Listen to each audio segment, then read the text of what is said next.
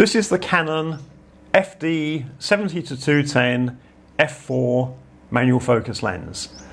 Today I'll be doing a quick overview. Firstly, I'll talk about some of the features, and then I'll take it out, pop it on a digital mirrorless camera and let you see the image quality. I acquired my 70-210 back in 1983. In late 1982 I got one of these. It's a Canon A1. And whereas today the standard kit lens on most cameras is an 18-55 f3.5 to f5.6, back in those days it was a 50mm f1.8. And although it was a nice fast lens, I didn't find the focal length ideal. It was really too long for scenery and general photography, and it was too short when I wanted to do candid portraits and things at weddings. So my solution was to buy the F70-210. That gave me the extra length I needed for those candid portraits, and also the lens that's on the camera now, which is a 28mm f2.8.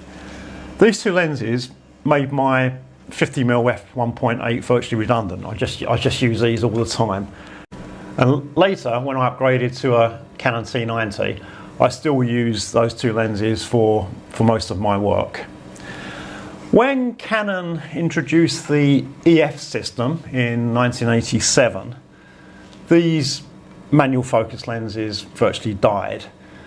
The big advantage of the EF system was autofocus. So why would you want to use your old manual focus lenses on your wonderful new autofocus body? There was another problem in that because of the flange distance, you needed a special adapter with optics inside to use the old FD lenses. So the demand for manual focus lenses went quiet for several years. However, with the introduction of mirrorless cameras a few years ago, there was a resurgence of interest. Because of this flange distance with mirrorless cameras, it was no longer necessary to have any optics inside adapters. So you could mount manual focus lenses on mirrorless cameras quite easily using an adapter like this. This one's made by K&F Concept, but there are other makes. And it gave people an opportunity to buy quite high quality lenses for very low amounts of money. Even when this was new, this was only about £100 in the UK, and nowadays you can probably pick one up for £60 or $100 in good condition, and that's a lot less than buying a new autofocus lens. So as I say, there's been a bit of a resurgence in interest, and on my website I get quite a lot of hits on the page I made for the 70-210. So what do I use it for? And the easy answer to that question is that I don't. If I need a zoom lens up to 200mm, I can use this one, which is quite small. This is the EF-M 55-200. Or if I want some better quality and something that's a bit faster, I can use this, which is the EF 70-200 f4L. The FD 70-210 also has a macro feature, but if I want to do macro, I can use this lens, which is the Canon EF 100mm f2.8 macro. It's an L lens. So really my FD 70-210 is redundant because of the other lenses I have. However, if you don't have these other lenses, they're quite expensive to buy, and as I said before, you can probably sort of pick up one of these for $100 or less, and it gives you quite a lot of options at a very cheap price. So I can understand why there has been a resurgence of interest. I'll start off with a quick overview, and the zoom has a push-pull motion. So you pull it towards yourself for 210 and push it away for 70. Back when I bought this, people just used to buy things and accept how they worked and get on with it. Nowadays there are endless internet forum discussions on the relative merits of push-pull or ring zoom. But I can't really see the point of arguing once a product's been made. Once it's been made, it's not going to change. So, even if you don't like it, you can't do anything. Maybe push-pull lenses do suck in dust. Maybe people do prefer ring rotation, but with less lens, you can't do anything about that.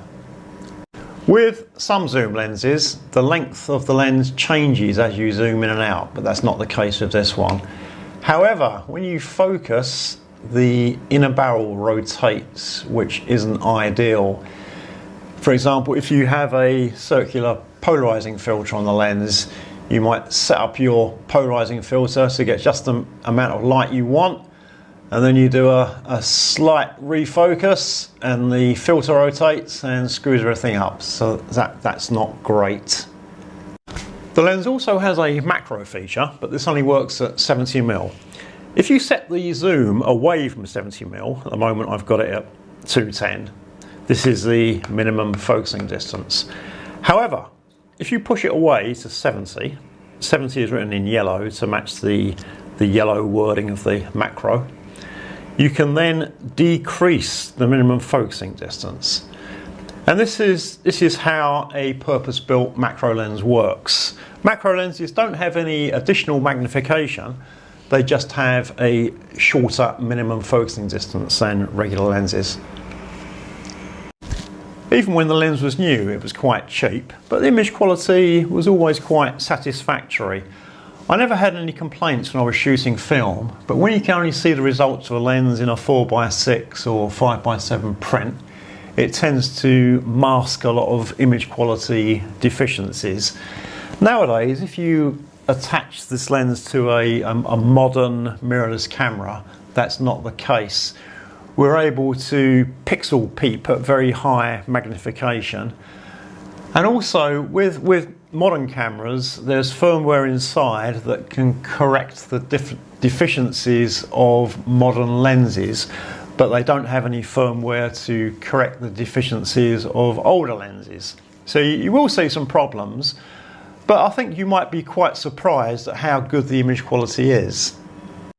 So what I'll do now, I'll attach the lens to the camera that I'm shooting this video with this adapter, take the camera outside and give you some sample images so that you can see the image quality for yourself. I've now mounted the FD 70-210, and at the moment it's set to 70mm. This is the widest it will go. So now if I just loosen the ball head again and zoom in, I'll go into 210. That's as close as we can get, and just look at the focus.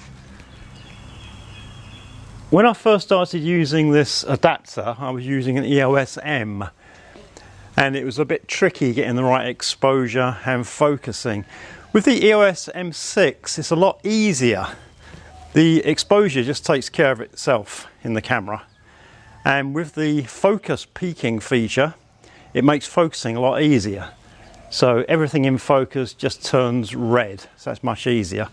Regarding exposure, naturally the camera can't control the aperture in these old lenses, so I've manually set the aperture to f8, and the camera will take care of the appropriate frame rate, shutter speed, whatever videos use. You see, here we go. And a few things that I didn't mention previously about the lens. The filter size is 58mm. The maximum f4 aperture can be used throughout the entire zoom range, and the minimum aperture is f32. What I'll do now is attach a couple of other lenses that are fairly similar in focal length and let you see the difference. The first one is the Canon EF-M 55-200. This is a very small lens. It was quite cheap. It's got autofocus, it's got image stabilization, and it's got a wider zoom range. It goes right down to 55. So again, it's on 55 at the moment, so I'll zoom into 200.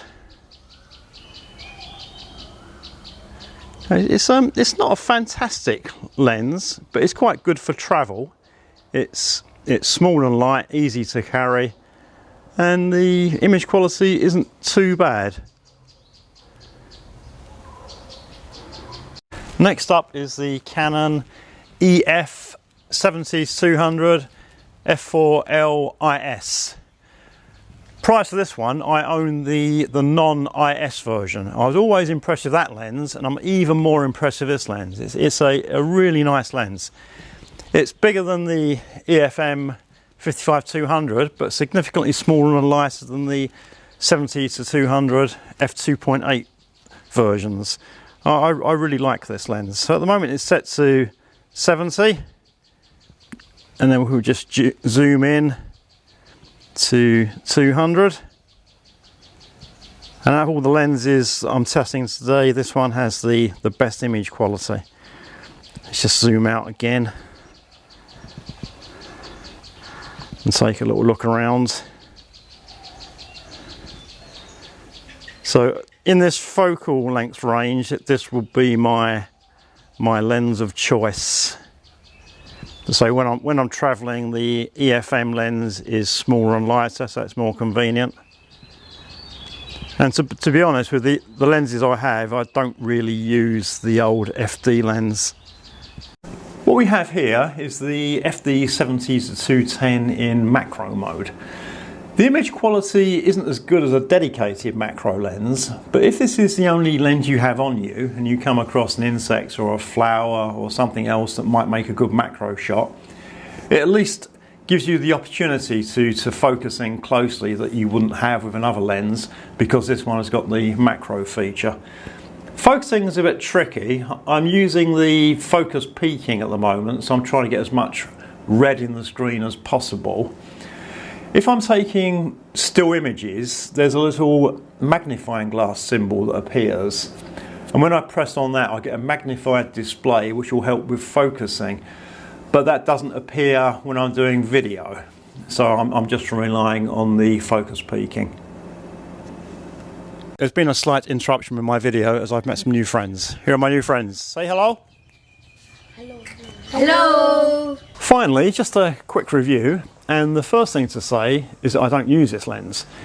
When I left the UK in 2003 to begin a new life in Asia, I left all of my old film gear behind. When I got to Asia, I bought a digital SLR and started investing in EF and EFS lenses. Then a few years ago I moved to mirrorless with the EOS M system and started buying EF-M lenses. I've now got a fairly good collection of lenses, and there's just no point using this old manual focus lens. If I need a focal length range of 70-200, I've got better lenses, and if I want to do macro work, I've got a better lens. There's just no point. The only reason I've got this lens was that I happened to be in the UK in 2017, and I was able to retrieve some but not all of my film gear. However, there's another side to it. The lenses that I've accumulated were very expensive. I've done it over many years, but if you were to go out and buy them all in one hit, it would be a big capital outlay. And that's where there's a big advantage in these old manual focus lenses. You can pick up one of these for probably $60 to $100, which isn't very much. And it's going to give you pretty decent image quality. Not fantastic image quality, but sufficient image quality. You'll get a focal length range of 70 to 210, and you'll also be able to use it for macro work. So if you're not on a budget, just go out and buy modern lenses, because they're far better. However, if you are on a budget, then for $60 to $100, you can get yourself a really good buy with one of these lenses if you find the right one in decent condition.